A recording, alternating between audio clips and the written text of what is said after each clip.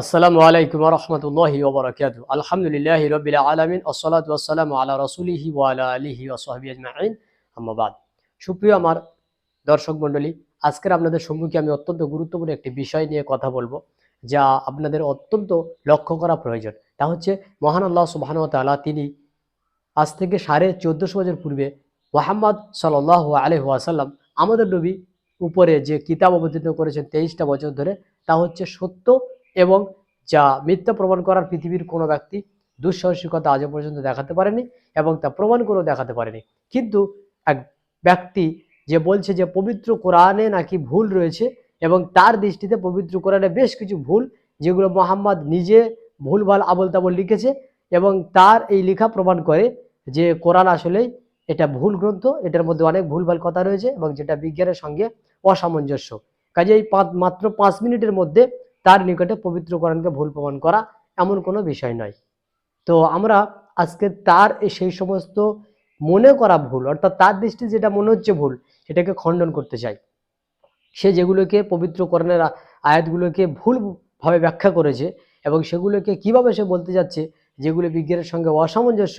কাজেই পবিত্র কোরআনের এই সমস্ত আয়াতগুলো থেকে প্রমাণ হয় কোরআন আসলে ভুল, কোরআন ঠিক না, এটা আল্লাহর লেখা না, বরং মুহাম্মাদের নিজের লেখা, যার কোনো জ্ঞান ছিল না এই সমস্ত বিষয়ের উপরে, তাই সে এসব আবোল তাবোল জিনিস লিখেছে। আমরা এই বিষয়টি তার এই সমস্ত কারণগুলো লক্ষ্য করে তা উল্লেখ করতে চাই। আসুন আমরা দেখি সে আসলে পবিত্র কোরআন সম্পর্কে কি মন্তব্য পেশ করছে। দেখুন, ইসলামের সবচাইতে গুরুত্বপূর্ণ গ্রন্থ হচ্ছে কোরআন। আর এই কোরআন যে মানব রচিত মিথ্যা বানোয়াট একটি গ্রন্থ, এটা প্রমাণ করতে খুব বেশি সময়ের প্রয়োজন হয় না। 5 থেকে 10 মিনিটের আলোচনাই যথেষ্ট। তো আজকে আমি কোরআনের কিছু অবৈজ্ঞানিক এবং ভুলভাল কথা নিয়ে আলোচনা করব। যেরকম কোরআনের সূরা ফুরকানের 48 নম্বর আয়াতে আল্লাহ বলতেছে যে বৃষ্টির পানি বিশুদ্ধ। এখন প্রশ্ন হচ্ছে, বৃষ্টির পানি কি সবসময় বিশুদ্ধ হয়?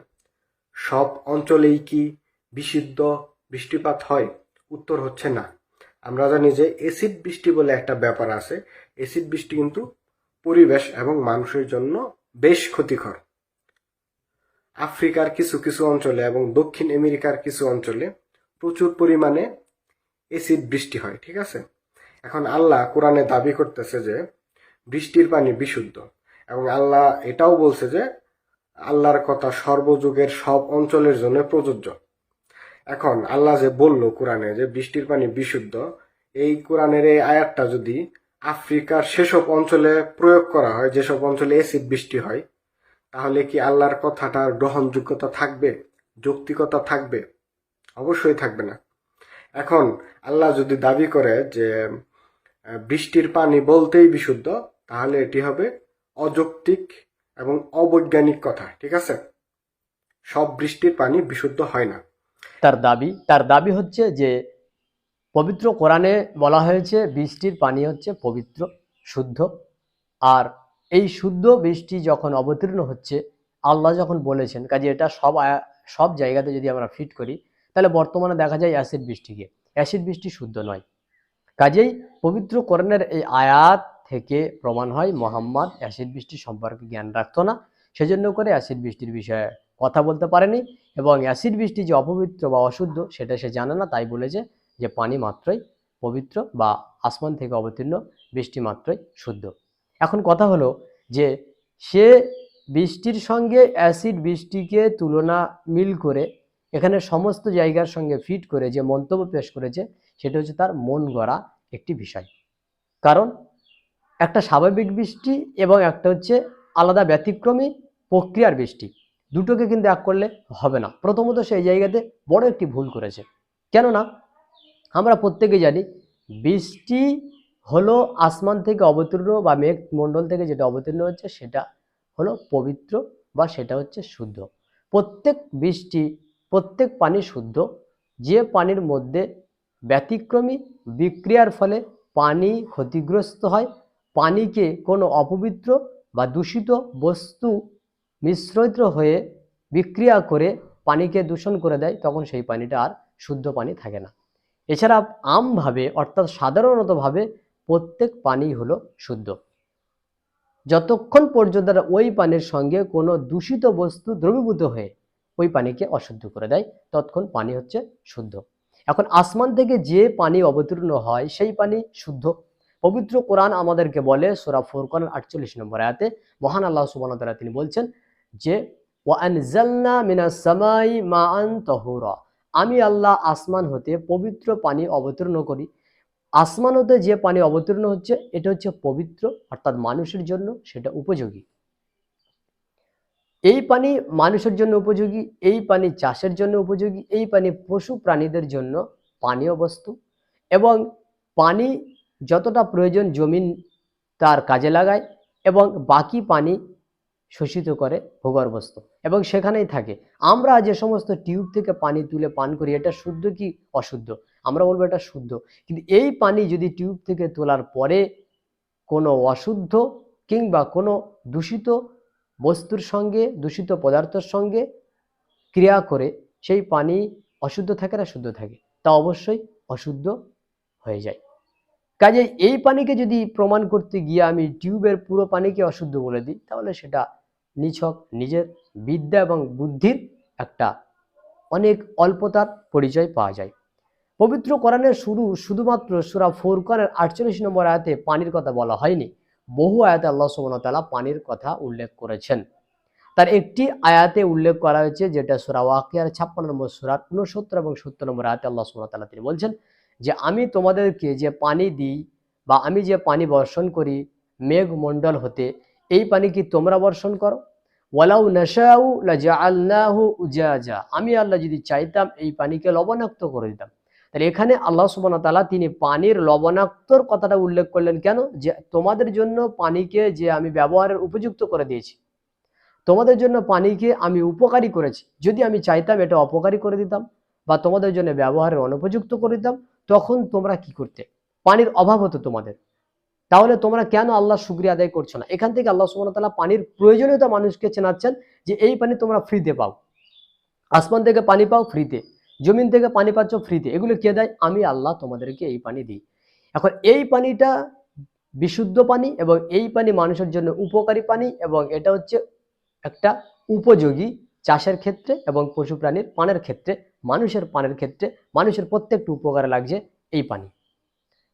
এখন বিষয় হলো যে পবিত্র কোরআনের তহুর পানি অর্থাৎ বিশুদ্ধ পানিকে অ্যাসিড পানির সঙ্গে, অ্যাসিড বৃষ্টির সঙ্গে তুলনা করে যদি কেউ বলে যে এই আয়াত থেকে প্রমাণ হয় যে সব পানি পবিত্র বা অশুদ্ধ নয়, আল্লাহ বলেছেন সব পানি শুদ্ধ, কাজে আল্লাহর কথা ভুল, এটা হচ্ছে নিজের মন গড়া ব্যাখ্যা। আসুন আমরা দেখি পবিত্র কোরআনে আল্লাহ সুবহানাহু ওয়া তাআলা তিনি বলেছেন পানির কথা শুদ্ধ পানি। আসলে বৃষ্টির পানি নয়, প্রত্যেক পানি শুদ্ধ। আগেও বলছি এখনো বলছি, যতক্ষণ না সেই পানির সাথে কোনো দূষিত বস্তু বা দূষিত পদার্থ দ্রবীভূত হয়ে উক্ত পানিকে বা উক্ত জলকে অশুদ্ধ করে দেয়, ততক্ষণ সেই পানিটা, তার আগে ওই পানিটা হচ্ছে শুদ্ধ। কিন্তু থেকে গেল অ্যাসিড বৃষ্টি, এটা হচ্ছে অস্বাভাবিক এবং এটা একটা ব্যতিক্রম বিক্রিয়ার ফলে এই পানি বর্ষিত হয় বা এই বৃষ্টি হয়। অ্যাসিড বৃষ্টি হচ্ছে এমন একটি জিনিস যেটা অস্বাভাবিক, যেটা স্বাভাবিকভাবে যে বৃষ্টি বর্ষিত হয় সেই বৃষ্টি নয়, এটা হচ্ছে অস্বাভাবিক বৃষ্টি বা এটা একটা ব্যতিক্রম বিক্রিয়ার ফল, যার কারণে এই বৃষ্টির বৈশিষ্ট্য হচ্ছে এটা অম্লীয় ধর্মী হয়। এই বৃষ্টির কারণ কি? বিজ্ঞান আমাদেরকে বলে বর্তমান পৃথিবী দ্রুত পরিবর্তন হচ্ছে এবং যার কারণ হচ্ছে শিল্প বিপ্লব, কলকারখানা স্থাপিত হওয়া এবং এর আরেকটি বড় কারণ হচ্ছে পরিবেশ দূষণের মাত্রা ভয়ঙ্করভাবে বেড়ে যাওয়া। এই সমস্ত কারণে পরিবেশ দূষিত হওয়ার কারণে যে বৃষ্টি হয় এবং সেই বৃষ্টি এই বায়ুমণ্ডলের সঙ্গে মিশে গিয়ে অ্যাসিড বৃষ্টিতে পরিণত হয়। তাহলে এ বৃষ্টির কারণ কি বা কারা? এই বৃষ্টির একটি কারণ রয়েছে, ব্যতিক্রম একটা কারণ রয়েছে। স্বাভাবিকভাবে যে বৃষ্টি হয় সেটা স্বাভাবিক গতিতে আকাশ থেকে বা মেঘমণ্ডল থেকে জমিনের বুকে পড়ে যায়, কিন্তু অ্যাসিড বৃষ্টির একটা ব্যতিক্রমী কারণ রয়েছে। অ্যাসিড বৃষ্টি কেমন? তা হচ্ছে ঝিরিঝিরি আকারে হয় এবং তুষার আকারে হয় এবং এটা হচ্ছে শিশির আকারে, এইরকমভাবে এই বৃষ্টিগুলো অবতীর্ণ হয়। এই বৃষ্টির কারণে সমাজে অনেক ক্ষতি হয়। গাছপালার ক্ষতি হয়, পরিবেশের ক্ষতি হয়, অনেক ক্ষতি ঘটে। কিন্তু এই বৃষ্টি হওয়ার একটি ব্যতিক্রম কারণ রয়েছে। তাকে সাধারণভাবে স্বাভাবিক আল্লাহ সুবহানাহু ওয়া তাআলা যে বৃষ্টি অবতীর্ণ করছেন বিশুদ্ধ বৃষ্টি বলে তার সঙ্গে তুলনা দেওয়া, এটা নিছক তার বুদ্ধি এবং বুদ্ধির অবমূল্যায়ন করা মাত্র। অ্যাসিড বৃষ্টি শব্দটি প্রথম ব্যবহার হয় কবে? অ্যাসিড বৃষ্টি এটি প্রথম ব্যবহার হয়েছে 1852 খ্রিস্টাব্দে। এটা প্রথম ব্যবহার করেন যিনি, তিনি হচ্ছে রবার্ট আঙ্গুস স্মিথ। তিনি এটা প্রথম আবিষ্কার করেন। অ্যাসিড বৃষ্টির কথাটি প্রথম ব্যবহার করেন 1852 খ্রিস্টাব্দে। এর পূর্বে কিন্তু কেউ বলেন। এটা কেন হয়? কিন্তু অ্যাসিড বৃষ্টি 1960-এর শেষের দিকে এবং 1970-এর শুরুর দিকে দেখা যায় পশ্চিম ইউরোপে এবং উত্তর আমেরিকার পূর্ব দিকে অ্যাসিড বৃষ্টি প্রথম দেখা যায়। এবার আমরা বলি মুহাম্মদ সাল্লাল্লাহু আলাইহি ওয়াসাল্লাম তিনি কোন জায়গাতে বলেছেন অ্যাসিড বৃষ্টি শুদ্ধ কি অশুদ্ধ, বা তিনি কোন জায়গায় বলেছেন যে অ্যাসিড বৃষ্টি এটা হচ্ছে মানুষের জন্য উপকারী, বা পবিত্র কোরআনের কোন স্থানে আছে অ্যাসিড বৃষ্টি শুদ্ধ কিংবা অশুদ্ধ? পবিত্র কোরআনের কোন স্থানে রয়েছে যে অ্যাসিড বৃষ্টি মানুষের জন্য উপকারী? যদি বলতো পবিত্র কোরআন মানুষের জন্য এটা উপকারী, তাহলে বলতাম যে না, এটা উপকারী নয়। যদি আল্লাহ তাআলা বলতেন পবিত্র কোরআনে যে অ্যাসিড বৃষ্টি মানুষের জন্য শুদ্ধ কি অশুদ্ধ, তাহলে কোনো কথা ছিল। পবিত্র কোরআন অ্যাসিড বৃষ্টির কোনো বিষয়ে কথা বলছে না। কেন? অ্যাসিড বৃষ্টি হচ্ছে একটা ব্যতিক্রম বিক্রিয়ার ফলে, এবং সেটা কেন হয় যদি আপনি দেখেন তাহলে বুঝবেন। এবার আমার ওই ব্যক্তির কাছে প্রশ্ন, যে এই প্রশ্নগুলো বা পবিত্র কোরআনকে মিথ্যা প্রমাণ করার জন্য অপচেষ্টা করেছে, তার কাছে প্রশ্ন হলো, একটা বৃষ্টি বা একটা জল, বৃষ্টি কিংবা জল শুদ্ধ হওয়ার জন্য কি কি শর্ত রয়েছে? তার কাছে শর্ত কি? বৃষ্টি শুদ্ধ হওয়া বা জল শুদ্ধ হওয়ার জন্য শর্ত কি? কি কি কারণে জল শুদ্ধ হয় এবং অশুদ্ধ হয় কি কি কারণে, এটা সে প্রথম বলবে। এবং আকাশ থেকে বর্ষিত যে বৃষ্টি, এই বৃষ্টি শুদ্ধ হয় কখন এবং অশুদ্ধ হয় কখন, তার নিকটে আমার এই প্রশ্ন থাকলো। মুহাম্মদ সাল্লাল্লাহু আলাইহি ওয়াসাল্লাম তিনি বলছেন, একটা পবিত্র এবং শুদ্ধ এবং অশুদ্ধের বিষয় তিনি বলছেন, পানি অতক্ষণ পর্যন্ত শুদ্ধ থাকে যখন তার রং, তার স্বাদ এবং তার গন্ধ পরিবর্তিত না হয়। পরিবর্তিত মানে একটা জলের বা পানির যে সাধারণ বা স্বাভাবিক বৈশিষ্ট্য থাকে, সেই বৈশিষ্ট্য থেকে যখন কোনো অস্বাভাবিক বৈশিষ্ট্য পানির মধ্যে পাওয়া যায়, তখন সেই পানি আর শুদ্ধ থাকে না। কি কি অস্বাভাবিক বৈশিষ্ট্য থাকবে? এক, পানির যে স্বাভাবিকভাবে গন্ধ, স্বাদ এবং যে রং থাকে, এই রং থেকে বেরিয়ে যাবে, অর্থাৎ তার রং পরিবর্তন হবে, সেই পানির স্বাদ পরিবর্তন হবে এবং সেই পানির স্বাদ, রং এবং গন্ধ, এই তিনটি বস্তু পরিবর্তন হয়ে যাবে, চেঞ্জিং হয়ে যাবে, তার মধ্যে বৈশিষ্ট্য থাকবে না। সাধারণ পানির সঙ্গে তার যখন পৃথকতা দেখা দিবে, এই ক্ষেত্রে তখন সেই পানিটি অশুদ্ধ। আমি তাকে প্রশ্ন করি, তার নিকটে কোন পানি শুদ্ধ এবং কোন পানি অশুদ্ধ? মুহাম্মদ সাল্লাল্লাহু আলাইহি ওয়াসাল্লাম যেখানে বলছেন পানি শুদ্ধ হওয়ার জন্য এই তিনটি গুণ তার মধ্যে থাকতে হবে। এখন দেখি যে মুহাম্মদ সাল্লাল্লাহু আলাইহি ওয়াসাল্লাম তিনি এই তিনটি বাক্য বললেন কিভাবে। তাহলে সুতরাং বোঝা যায় অল্প বিদ্যা নিয়ে বেশি লাফানো সঠিক নয়।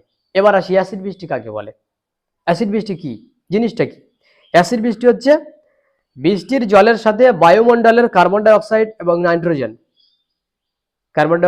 নাইট্রোজেন মিশ্রিত হয়ে দ্রবীভূত হয়ে যে বৃষ্টি অবতীর্ণ হয় বা যে বৃষ্টি হয়, যার বৈশিষ্ট্য হচ্ছে অম্লধর্মী, সেই বৃষ্টি হলো অ্যাসিড বৃষ্টি। অপর ভাষায় যদি বলি তাহলে বলবো, বৃষ্টির জল যখন নাইট্রোজেন এবং সালফার অক্সাইডের মতো বায়ুমণ্ডলীয় দূষক মিশ্রিত হয়ে বিক্রিয়া ঘটায় এবং এর ফলে যে বৃষ্টি অবতীর্ণ হয়, সেই বৃষ্টিকে বলা হয় অ্যাসিড বৃষ্টি। তাহলে অ্যাসিড বৃষ্টি স্বাভাবিক গতিতে যে অবতীর্ণ বৃষ্টি হচ্ছে তার সঙ্গে সামঞ্জস্য করা যাবে না, কারণ অ্যাসিড বৃষ্টির একটি আলাদা বিক্রিয়া রয়েছে এবং যেটার কারণ হচ্ছে নাইট্রোজেনের সঙ্গে দ্রবীভূত হওয়া এবং সালফার অক্সাইডের সঙ্গে দ্রবীভূত হওয়ার কারণে যে বৃষ্টি অবতীর্ণ হয়, এবং সেই বৃষ্টি স্বাভাবিক বৃষ্টির সঙ্গে আলাদা বৈশিষ্ট্যের, যা হবে অম্লধর্মী, এই বৃষ্টির নাম হচ্ছে অ্যাসিড বৃষ্টি। এখন এই অ্যাসিড বৃষ্টি সঙ্গে যদি কেউ সাধারণ গতিতে স্বাভাবিক যে আল্লাহ সুবহানাহু ওয়া তাআলা বৃষ্টি অবতীর্ণ করে তার সঙ্গে তুলনা দিয়ে বলে যেটা পবিত্র কোরআন অনুযায়ী ঠিক নয়, আমি তাকে বলবো বৃষ্টির বিষয়ে আরো পড়াশোনা করুন। আপনার এই তত্ত্ব সম্পূর্ণ ভুল তত্ত্ব। পবিত্র কোরআনে কোনো জায়গায় উল্লেখ করা হয়নি যে অ্যাসিড বৃষ্টি এটা শুদ্ধ কি অশুদ্ধ, কিংবা পবিত্র কোরআনে কোনো জায়গায় উল্লেখ করা হয়নি যে অ্যাসিড বৃষ্টি মানুষের জন্য উপকারী। এটা তার নিজের মনের ভুল, এটা তার নিজের ভুল ব্যাখ্যা, এবং এটা সে নিজে থেকেই কথা বাড়িয়ে চাড়িয়ে বলেছে। কাজে এখানে কোনো বৈজ্ঞানিক ভুল তত্ত্ব পাওয়া যাচ্ছে বলে কিছুই নেই। পবিত্র কোরআন আমাদেরকে বলে আল্লাহ সুবহানাহু ওয়া তাআলা তোমাদের জন্য যে পানি অবতীর্ণ করেছেন তা হচ্ছে পবিত্র পানি, তোমাদের জন্য উপকারী পানি। কাজে এটাই হচ্ছে সব সময়ের জন্য সঠিক অবস্থায় আছে। তার সঙ্গে জোরপূর্বক অ্যাসিড বৃষ্টি, যেটা হচ্ছে ব্যতিক্রমী বৃষ্টি, তাকে যুক্ত করে দেওয়া কখনোই এটা তার ক্ষেত্রে, তার বিদ্যা এবং বুদ্ধির ক্ষেত্রে সম্মুখীন হয়নি, বরং এটা তার বিদ্যা এবং বুদ্ধির অত্যন্ত অভাব আছে বলে আমরা মনে করি, বা এটাই সঠিক। দ্বিতীয় পয়েন্ট আমরা দেখি সে কি বলতে চাচ্ছে। এরকম কোরআনের আরেকটা সূরা, সূরা হিজর আয়াত 26, সেখানে আল্লাহ দাবি করছে যে মানুষকে তৈরি করা হয়েছে মাটি থেকে। ঠিক আছে, এটাও একটি বৈজ্ঞানিক ভুল কথা। আধুনিক চিকিৎসা বিজ্ঞান কখনোই মানুষের শরীরে, হিউম্যান বডির শরীরে মাটির অস্তিত্ব খুঁজে পায় না, এটা সম্ভব না। ঠিক আছে, মাটির শরীরে রক্ত, শিরা, উপরের শিরা, এভাবে মানে এগুলা কিভাবে মানে চলাচল করবে, এগুলা কিভাবে অ্যাক্টিভ হবে, এটা তো নিতান্তই শিশুতোষ হাস্যকর মানে রূপকথার কথা। ঠিক আছে, হিউম্যান বডি মাটি থেকে তৈরি। ঠিক আছে, এখন মাটি থেকে মানুষের বডি তৈরি, এই ধারণাটা মোহাম্মদ কোথা থেকে পাইছে? মোহাম্মদের জন্মের বহু আগে থেকে হাজার হাজার বছর ধরে মানুষরা মানে মূর্তি তৈরি করতেছে, বিভিন্ন রাজাদের, বিভিন্ন দেবতাদের, মানে মানুষ কেন্দ্রিক ঘটন যেসব তৈরি করা হইতো সবকিছু মাটি দিয়েই মূর্তি টুর্তি বানানো হইতো। তো মোহাম্মদও এটাই ভাবছে, তার ক্ষুদ্র জ্ঞান থেকে যে ভাবছে যে শর্টকাটে সে এটা ভাইবা নিছে যে মানুষও তৈরি হয়েছে, মানুষের বেসিক বডি তৈরি হয়েছে মাটি থেকে। ঠিক আছে, সেও এটা ভাইবা নিছে। তো কোরআনে ওই আয়াতটা দেওয়া হয়েছে। কিন্তু এটা যদি কেউ বলে মেডিকেল সায়েন্সের কাছে যায়, তাহলে আপনাকে পাগল ছাড়া আর কিছু বলবে না, হাস্যকর কথাবার্তা। ঠিক আছে, যেটা বলছে তা হলো যে মহান আল্লাহ সুবহানাহু ওয়া তাআলা তিনি মানুষকে সৃষ্টি করেছে মাটি দিয়ে। মহান আল্লাহ সুবহানাহু ওয়া তাআলা তিনি মানুষকে সৃষ্টি করেছেন মাটি দিয়ে। তার কথা অনুযায়ী প্রমাণ হচ্ছে যে মানুষকে আল্লাহ মাটি দিয়ে সৃষ্টি করেছেন, এটা হচ্ছে ভুল তত্ত্ব, বৈজ্ঞানিক ভুল। আমি বলি এটা বৈজ্ঞানিক ভুল কিভাবে? আর সে বলবে যে মানুষের দেহে, মানুষের শরীরে কোনো প্রকার মাটি আছে বলে কিছু ধরা যাচ্ছে না বা বোঝা যাচ্ছে না। এটাও তার গবেষণা বা তার পড়াশোনার অত্যন্ত নিম্ন পর্যায়ের একটা পরিচয় পাওয়া যায়। সে ক্লাস 8-এর বই পড়ে এই তত্ত্ব দিয়েছে বা দেওয়ার জন্য সে আগ্রহী হয়েছে, এবং সে বলছে যে মোহাম্মদ জানে না যে মাটি থেকে মানুষ তৈরি হয়েছে বা মাটির মানুষ হতে পারে কিনা, এটা তাই মোহাম্মদ উল্টো পাল্টা লিখেছে, তার জানা ছিল না। এটা হচ্ছে হাস্যকর বিষয়। আমি বলবো মাটির তৈরি মানুষ নয় এই কথাটা বলার জন্য সে যে বৈজ্ঞানিক তত্ত্ব ভুল বলে প্রমাণ করেছে, এটা হচ্ছে তার জন্য হাস্যকর, অত্যন্ত হাস্যকর। কেন সে নিজেই জানা না মানুষ কিসের সৃষ্টি। মানুষ সৃষ্টি কিসের এটা তখনই প্রমাণিত হবে যখনই বিজ্ঞান প্রমাণ করে দেখাবে যে মানুষ মাটির সৃষ্টি নয়।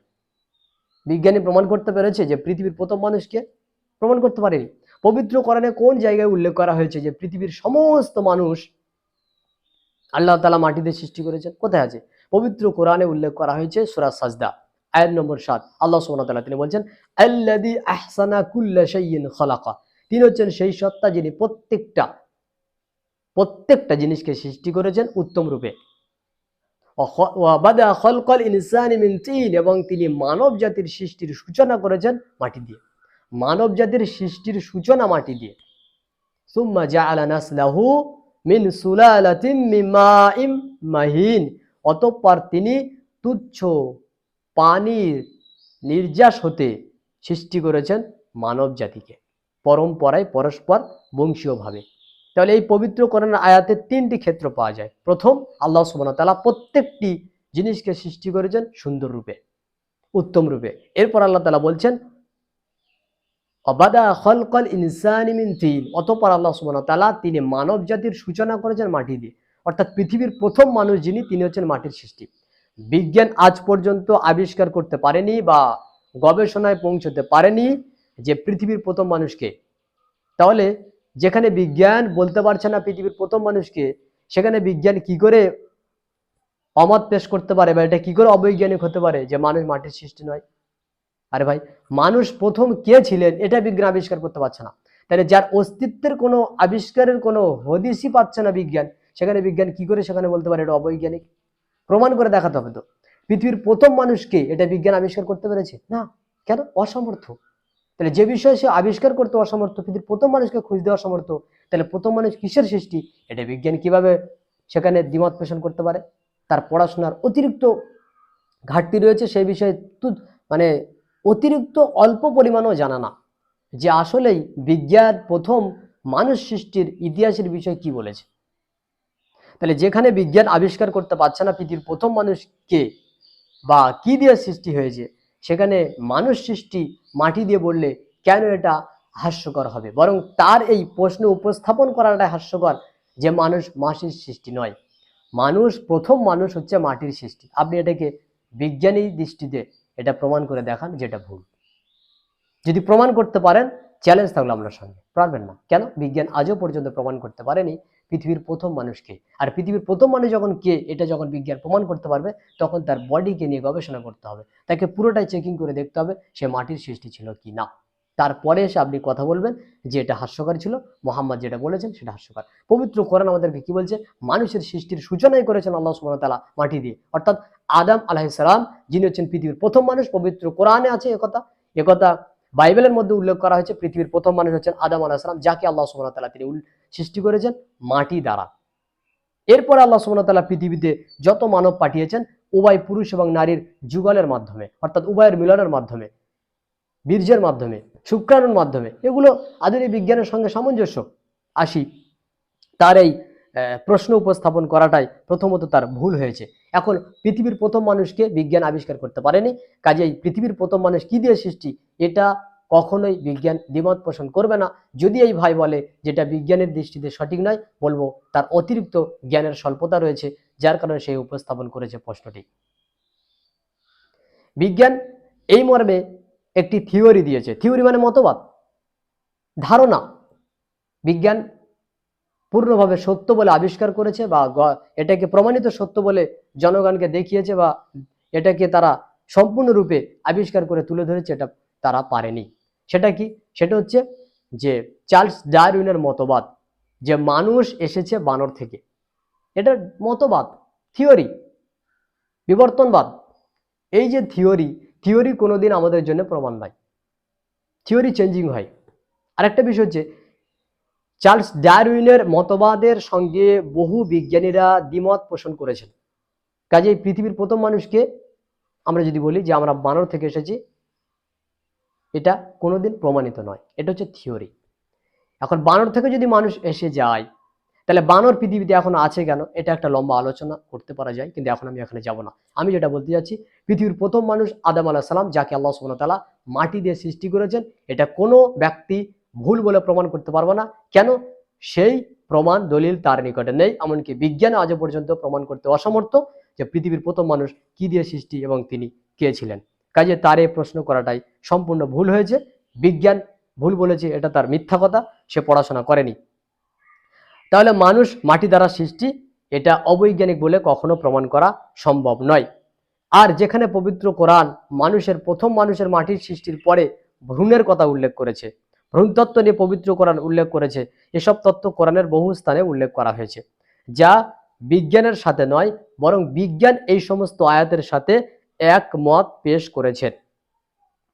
এর মধ্যে একজন বিখ্যাত আমরা বিজ্ঞানীর কথা বলতে পারি, যিনি ছিলেন ভূতত্ত্ববিদ, তার নাম হলো ডক্টর কিথ মুর। ডক্টর কিথ মুর, যিনি কানাডা টরেন্ট বিশ্ববিদ্যালয়ের একজন অধ্যাপক ছিলেন, ভ্রূণবিদ্যার অধ্যাপক, এবং অ্যানাটমি বিভাগের তিনি চেয়ারম্যান ছিলেন। তার নিকটে ভ্রূণবিদ্যা সম্পর্কিত কোরআনের আয়াতগুলোকে পেশ করে মন্তব্য চাওয়া হয়। তিনি সেগুলোকে পড়াশোনা করেন এবং গবেষণার পরে মন্তব্য পেশ করেন যে ভ্রূণবিদ্যা সম্পর্কিত পবিত্র কোরআনে যে সমস্ত আয়াত উল্লেখ করা হয়েছে, বেশিরভাগ তত্ত্ব ভ্রূণবিদ্যার ক্ষেত্রে আধুনিক আবিষ্কারের সাথে নিখুঁতভাবে সামঞ্জস্যপূর্ণ। এটা কে বলছে? ডক্টর কিথ মুর, যিনি একজন বিখ্যাত ভ্রূণবিদ, তিনি কথা বলছেন। এবং তিনি বলেন যে পবিত্র কোরআনের সাথে কোনো প্রকার বিরোধ এই ক্ষেত্রে নেই।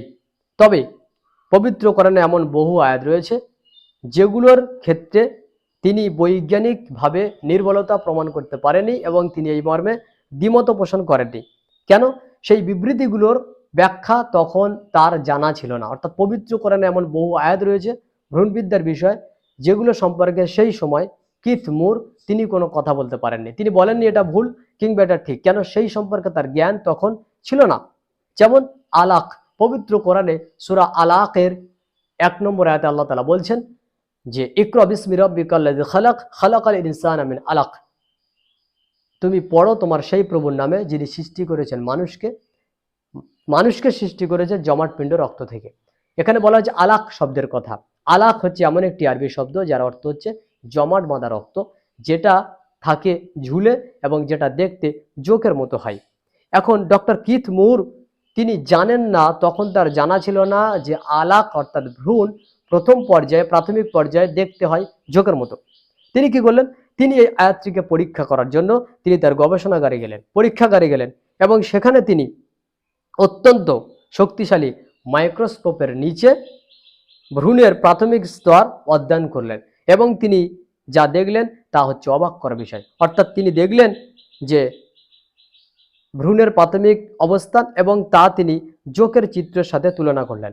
এই দুটির যে একটা মিল পাওয়া যায়, সেই মিল দেখে তিনি অবাক হয়েছিলেন। এখন প্রশ্ন হচ্ছে, যেখানে বিজ্ঞান বলতে পারেনি আলাকের প্রাথমিক বা ভ্রূণের প্রাথমিক অবস্থান, সেখানে মুহাম্মদ সাল্লাল্লাহু আলাইহি সাল্লাম তিনি কিভাবে কথা বললেন 1400 বছর পূর্বে?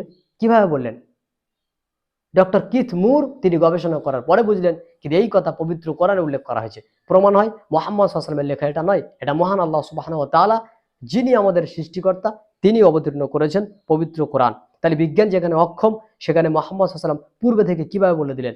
যেহেতু তিনি একজন নিরক্ষর ব্যক্তি, তার দ্বারা এটা সম্ভব ছিল না, কখনোই সম্ভব নয়। কাজে এটা পবিত্র কোরআন মহান আল্লাহ সুবহানাহু ওয়া তাআলার কিতাব, এটা বিজ্ঞানের সঙ্গে কোনোদিন অমত হয়নি। তবে বিজ্ঞান কখনো কখনো মত পরিবর্তন করে, কিন্তু পবিত্র কোরআনে যা আছে তা হচ্ছে ধ্রুব সত্য। ডক্টর কিথ মুর ভ্রূণতত্ত্ব সম্পর্কিত কোরআন এবং হাদিসকে পরে অধ্যয়ন করেন এবং সে বিষয়ে তিনি গবেষণা করার পরে বলছেন, যদি কোনো ব্যক্তি আমাকে 30 বছর আগে ভ্রূণের বিষয়ে এই সমস্ত প্রশ্ন করত, তাহলে আমি তার উত্তর দিতে পারতাম না, কারণ সেই বিষয়ে আমার জানা ছিল না। অর্থাৎ পবিত্র কোরআনের আয়াতগুলোকে তিনি স্টাডি করার পরে, দেখার পরে তিনি দেখলেন যে ভ্রূণের যে প্রাথমিক স্তর থেকে শুরু করে একটা বাচ্চা বা সৃষ্টি পূর্ণ হওয়া পর্যন্ত যে বৈশিষ্ট্য বা সেখানে যে প্রক্রিয়া চলে, যে কার্যক্রম চলে, সেগুলো পূর্ণ পবিত্র কোরআনে উল্লেখ করা হয়েছে পরস্পর, যা বর্তমান বিজ্ঞান প্রমাণ করে দেখিয়েছে। এই সমস্ত আয়াতগুলোকে আমি দেখার জন্য বলবো, যেমন পবিত্র কোরআনে সূরা হজ্জের 5 নম্বর আয়াতে উল্লেখ করা হয়েছে কিভাবে সন্তান জন্ম হয় এবং কিভাবে সেটা কোন প্রক্রিয়াতে হয়, একেবারে শুরু থেকে শেষ পর্যন্ত উল্লেখ করা হয়েছে, যা বর্তমান আধুনিক বিজ্ঞানের সঙ্গে সামঞ্জস্য। একইভাবে পবিত্র কোরআনে সূরা মুমিনুনের উল্লেখ করা হয়েছে 12 থেকে 15 নম্বর আয়াতে মানুষের ভ্রূণ বিদ্যা সম্পর্কে, বা পৃথিবীর যারা জন্মগ্রহণ করছে তাদের ভ্রূণ এবং প্রাথমিক স্তর থেকে শুরু করে জন্মগ্রহণ পর্যন্ত সবকিছুই পরস্পর উল্লেখ করা হয়েছে। একইভাবে পবিত্র কোরআনে উল্লেখ করা হয়েছে সূরা সাজদার 7, 8 এবং 9 নম্বর আয়াতে। একইভাবে সূরা হুজুরাতের 13 নম্বর আয়াতে উল্লেখ করা হয়েছে পুরুষ এবং নারীর উভয়ের মিলনের কারণে পৃথিবীতে জন্ম হয় জীব মানুষের। একইভাবে উল্লেখ করা হয়েছে যে মাটির প্রায় 26টি উপাদান রয়েছে যা মানুষের মধ্যে পাওয়া যায়। মাটির প্রায় 26টি উপাদান রয়েছে যা মানুষের মধ্যে পাওয়া যায়, যেটা বর্তমান আধুনিক বিজ্ঞানের গবেষণায় ধরা গেছে। যেমন carbon, hydrogen, nitrogen, oxygen, phosphorus, sulphur সহ এমন পদার্থ রয়েছে প্রায় 26টি পদার্থ যা মানুষের সঙ্গে রয়েছে এবং ওই একই পদার্থ মাটির মধ্যেও রয়েছে। অর্থাৎ মাটির মধ্যে থাকা প্রায় 26টি পদার্থ মানুষের দেহের মধ্যে বর্তমান। কাজেই মানুষ মাটির সৃষ্টি, এটা যদি কেউ বলে অবৈজ্ঞানিক, তাকে প্রথম প্রমাণ করতে হবে যে পৃথিবীর প্রথম মানুষ কি দিয়ে সৃষ্টি, এটা সে প্রমাণ করুক এবং বিজ্ঞান সেই মর্মে প্রমাণ করুক। কাজে তার এই সমস্ত কথা অবশ্যই তার নিজের মন থেকে সে বলেছে এবং এটা অবশ্যই সে ভুল তত্ত্ব দিয়েছে, তার তত্ত্ব আসলেই সঠিক নয়। এরপরে আমরা আরেকটি বিষয় দেখি যে সে এখানে উল্লেখ করেছে, দেখেন সে কি বলছে। আরেকটা ইসলামের অনুমোদন আছে, আল্লাহ আরেকটা অনুমোদন দিছে যে নিজের চাচাতো বোন, ফুফাতো বোন, মামাতো বোনের সাথে বিয়ে চলে, ঠিক আছে, তাদের সাথে এখানে সে বলতে চাচ্ছে চলে। সো এটাও কিন্তু একটা বৈজ্ঞানিক ভুল কথা। মহান আল্লাহ সুবহানাহু ওয়া তাআলা তিনি যাদের সঙ্গে বিবাহকে হালাল করেছেন, জায়েজ করেছেন, তাদের মধ্যে এই বিষয় থাকলে, রক্তের সম্পর্ক থাকলে তারা পঙ্গু হয়, এটা অবৈজ্ঞানিক। কোথায় আছে? কোথায় আছে? পৃথিবীর এমন একজন ব্যক্তিকে হাজির করেন যে ব্যক্তি নিজের চাচাতো বোন, খালাতো বোন, মামাতো বোনকে বিয়ে করার কারণে তার সন্তান সন্ততি পঙ্গু হয়েছে। প্রমাণ দেখান, প্রমাণ দেখান। বিজ্ঞান আছে, বিজ্ঞান আছে বললে হবে নাকি? তার প্রমাণ তো আমাকে দিতে হবে, আপনাকে দিতে হবে। এরপরে দেখি পৃথিবীতে যারা নিজেদের রিলেটিভ বা সম্পর্কিত কোনো রক্তের সম্পর্ক কিছু নেই, তারপরে বিবাহ করে তাদের সন্তান সন্ততি পঙ্গু হয়, এর বৈজ্ঞানিক ব্যাখ্যা কি দেবে? তাহলে পৃথিবীতে কারোর সঙ্গে বিবাহ করা যাবে না তো? যাদের সঙ্গে রক্তের সম্পর্ক থাকার কারণে বিয়ে করলে তাদের সন্তান সন্ততি পঙ্গু হয়ে যায়, এটা বিজ্ঞান দ্বারা প্রমাণিত। কাজে পবিত্র করার ওই সমস্ত আয়াতগুলোকে এখন আর ব্যবহার করা যাবে না, যেখানে বলা হয়েছে খালাতো মামাতো ফুফাতো বোনকে বিয়ে করা যায়। তাহলে আমি বলবো যে সমস্ত বাইরের ব্যক্তিদেরকে বা মহিলাদেরকে বিয়ে করার কারণে সন্তান পঙ্গু হয়, কানা হয়, টেরা হয়, সেই সমস্ত মহিলাদেরকে বিয়ে করার কারণে, যাদের সঙ্গে আমাদের কোনো রক্তের সম্পর্ক নেই, যদি সন্তান টেরা বা পঙ্গু হয়, তাহলে এই সমস্ত মেয়েকে বিয়ে করা যাবে কিনা, বিজ্ঞানী কি বলে? এইভাবে হিসেব করলে তো পৃথিবীর কোনো মহিলাকে বিয়ে করা যাবে না। কেন? বিয়ে করলে সন্তান পঙ্গু হয়। একটা যে ব্যতিক্রমী বিষয়, সন্তান পঙ্গু কেন হয় এই মর্মে আপনি পড়াশোনা করুন, এই মর্মে পড়াশোনা করুন, এটা কেন হয়, কিসের জন্য হয়, তারপরে এখানে বিজ্ঞানের বিষয়টি তুলনা করবেন কোরআনের আয়াতের সঙ্গে। কাজেই কোরআনকে বুঝতে গেলে প্রথমত তাকে জানতে হবে পবিত্র কোরআনকে, তার ভাষাকে বুঝতে হবে। দ্বিতীয় নম্বর, পবিত্র কোরআনের একটা আয়াতকে নিয়ে শুধুমাত্র ভুল ভুল বলে আমরা বললে হবে না, পবিত্র কোরআনের আরো আনুষঙ্গিক আয়াতগুলোকে দেখতে হবে। তৃতীয় নম্বর, পবিত্র কোরআনকে বুঝতে গেলে পবিত্র কোরআনকে ভালো করে স্টাডি করতে হবে। কাজেই একটা দুটো বিষয়কে নিয়ে পবিত্র কোরআনের সমস্ত আয়াতকে মিথ্যা বলে প্রমাণ করার যে অপচেষ্টা, এটা কখনোই তার জন্য সমীচীন হয়নি। আমি তাকে বলবো, তার সঙ্গে চ্যালেঞ্জ থাকলো, সে প্রমাণ দিক পবিত্র কোরআনের কোন স্থানে উল্লেখ করা হয়েছে। আমি আবারও বলবো তাকে যে তার সঙ্গে চ্যালেঞ্জ থাকলো পবিত্র কোরআনের এমন একটি আয়াত দেখা যেটা বর্তমান আধুনিক বিজ্ঞানের সঙ্গে অসামঞ্জস্য, এবং এই ব্যক্তি যে কথাগুলো বলেছে সেগুলো তার নিজের ভাবনা থেকে, চিন্তা থেকে, আসলে তার জ্ঞানের অল্পতা স্বল্পতার কারণে, পবিত্র কোরআনকে বোঝার মতো ক্ষমতা না থাকার কারণে সে এই মন্তব্যগুলো পেশ করেছে, যা তার দৃষ্টিতে মনে হচ্ছে যে সে অনেক কিছু পবিত্র কোরআনে ভুল ধরেছে। আসলে কিছুই নয়, এগুলো হচ্ছে তার জ্ঞানের অতিরিক্ত স্বল্পতা। কাজে প্রত্যেক ভাইকে বলবো ভিডিওটি আপনারা দেখতে থাকুন এবং আরও মানুষদের কাছে, আপনাদের বন্ধুর কাছে সোশ্যাল মিডিয়াতে প্রচার করতে থাকুন, শেয়ার করতে থাকুন। আসসালামু আলাইকুম ওয়া রাহমাতুল্লাহি